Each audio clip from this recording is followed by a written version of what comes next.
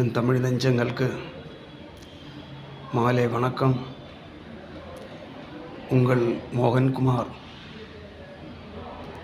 உங்களுக்காக போராடி, உங்களுக்காக குரல் கொடுத்து, உங்களுக்காக ஆர்ப்பாட்டம் செய்து, உங்களுக்கு பணிவிட நேர்மடியோடு செய்து, உங்களுக்காக உங்கள் முன்னில் உங்களை மதித்து நடக்கக்கூடியதான உங்கள் அருமை நண்பன், இல்லைங்கள் ஒரு சகோதரன், இல்லை உங்கள் தம்பி, இல்லைங்கள் உங்களில் ஒரு அண்ணன், உங்களில் ஒரு வீட்டு பிள்ளையாக நினைச்சு ஆண்டவருடைய அனுகிரகத்தாலும் ஆசீர்வாதத்தாலும் நிலமுடன் இருக்கிறேன்.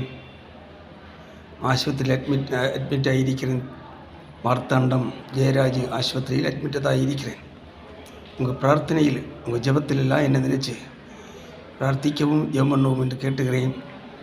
சுகமடைந்து வெளியே வந்து மறுபடியும் மக்கள் பணியாற்ற வேண்டும். 2026 தேர்தலில் போட்டியிட்டு சட்டமன்றத்தில் செல்ல நீங்கள் எல்லோரும் ஆயத்தமாக இருக்க வேண்டும்.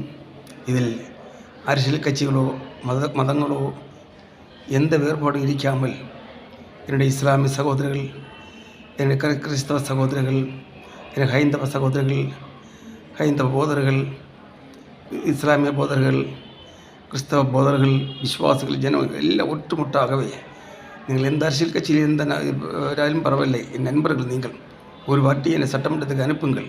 நம்ம தொகுதிக்காக, நம்ம மாநிலத்துக்காக, கட்டு ஒழுங்குக்கும் அநியாயத்துக்கும் தட்டி கேட்க, குரல் கொடுக்க, என் தொகுதியை முன்மாதிரி தொகுதியை கொண்டு வர, ஏழை எளிய மக்களுக்கு உதவி செய்ய, மக்களோட பிரச்சனைக்கு நிரந்தர முடிவு காண, சட்டமன்றத்தில் நம் மக்கள் குரல் எழுக்க வேண்டும், மக்கள் கண்டு குரல் கொடுக்க வேண்டும், மக்கள் கண்டு பாடுபட வேண்டும்.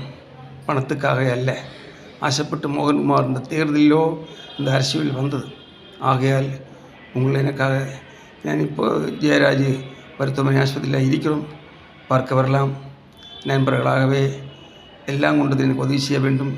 தேர்தலில் பணம் இல்லை, வசூல் பண்ணணும்.